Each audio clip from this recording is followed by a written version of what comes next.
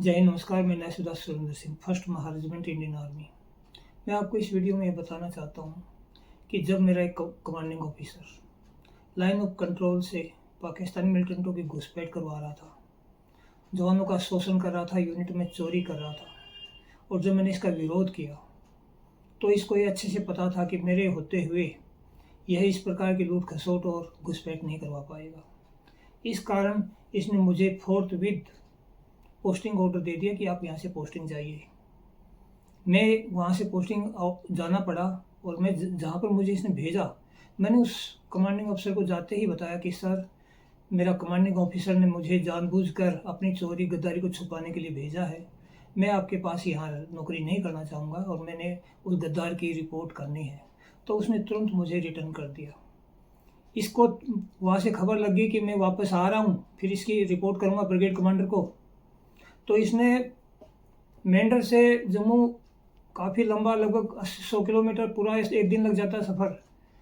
मेरा अगला posting order Jammu के लिए भेज दिया कि मैं जैसे जम्मू घुसूँ आऊँ तो तुरंत मुझे आगे का पोस्टिंग ऑर्डर दे दिया जाए कि आपको अभी वहाँ जाना है। कहीं वहाँ आके दोबारा ब्रिगेड कमांडर को उसके काले कारनामों की पोल न खोल दूँ। कानून के अधीन होने के कारण फिर मैं वहाँ गया। वहाँ से फिर मैं वापस आया उस अथॉरिटी को बता के कि लड़ाई मेरी गद्दार से है, मैंने लड़नी है, मैं पीछे नहीं हट सकता, यूनिट में उसने गदर मचा के रखा हुआ है।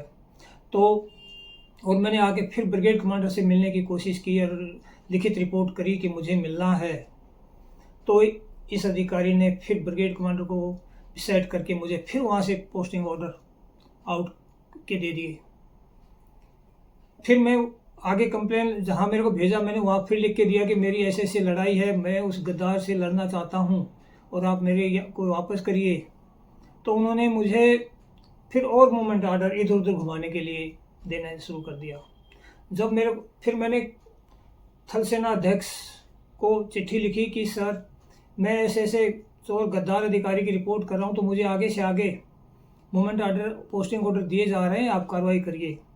लेकिन जब थल सेना अध्यक्ष ने भी कोई कार्रवाई नहीं की तो मैं हार कर दिल्ली हाई कोर्ट गया कि मुझे एक गद्दार कर्नल, जवानों का शोषण और घुसपैठ करवाने वाला कर्नल, सैकड़ों टाइप की चोरी का जिम्मेवार कर्नल ऐसे ऐसे कर रहा है, जानबूझ के पोस्टिंग ऑर्डर दे रहा है अपनी चोरी गद्दारी को छुपाने के लिए। तो माननीय दिल्ली हाई कोर्ट ने इनसे रिस्पोंडेंट से या इनसे पूछा, जो गद्दार कर्नल से और उसकी मदद करने वाले अधिकारियों से, कि ऐसा क्यों हुआ। तो इन्होंने क्या रिप्लाई दिया कि मैंने एक सेट फॉर्मेट में इस गद्दार की चोरी और गद्दारी की रिपोर्ट नहीं करी, इसलिए कार्रवाई नहीं हुई। मैं उस सेट फॉर्मेट है, एक स्टैट्यूटरी कंप्लेंट बोलते हैं इंडियन आर्मी के रूल के अनुसार, उस फॉर्मेट में मैं कंप्लेंट दाखिल करूं तो कार्रवाई होगी डिपार्टमेंट में। एक ये ऐसी बचने वाली, गद्दार को बचाने वाली दलील देकर अपना पीछा छुड़ाया था, लेकिन माननीय कोर्ट ने सिर्फ 3 वीक दिए थे कि 3 वीक में कार्रवाई करनी होगी। इस गद्दार के और इसके बचाने वाले अधिकारियों के होश उड़ गए कि 3 वीक में अभी हम कैसे करेंगे। बहुत परेशान हो गए। इन्होंने एक चाल चली, मुझे बोला कि आपके भी कोर्ट ऑफ इंक्वायरी करेंगे और आप J&K में राजौरी में 25 हेडक्वार्टर में आपको जाना होगा, वहाँ पर कोर्ट ऑफ इंक्वायरी होगी। मेरे को वहाँ भेज दिया और वहाँ मुझे बोला गया कि आप मामले को छोड़ दीजिए, आपने सेना को सुधारने का ठेका लिया है क्या, आपको पोस्टिंग अच्छा देंगे वगैरह वगैरह। मैं जब बैक नहीं हुआ तो इन्होंने मुझे पागल घोषित कर उसमें डाल दिया। यानी जब मैं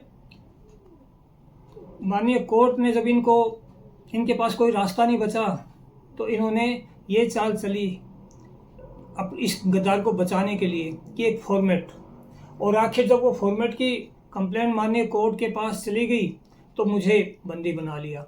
और फिर 8-10 महीने बाद उस कंप्लेंट पे क्या रिमार्क आया थल सेना अध्यक्ष का कि वो फॉर्मेट फिर भी सही नहीं है। आप सुनकर क्या बोलेंगे कि उस गद्दारी की, जो चोरी के जो बात लिखी है कि वहाँ चोरी करी, वहाँ चोरी करी, ये गद्दारी करी, उस पर कोई नहीं देखना चाहता है फॉर्मेट कि 1 नंबर सीरियल नंबर पे ये, 2 पे ये और इसमें ये वो, और इस वजह से बोला वो खारिज रिजेक्ट की जाती है। जब गद्दार को बचाने के लिए इस टाइप का सिस्टम हो तो आपको स्पेलिंग फॉर्मेट में ही उलझा लिया जाता है और उसको ऐसे रिजेक्ट करके आउट कर दिया, और गद्दार को बचाने के लिए पूरा सिस्टम एक हो गया था।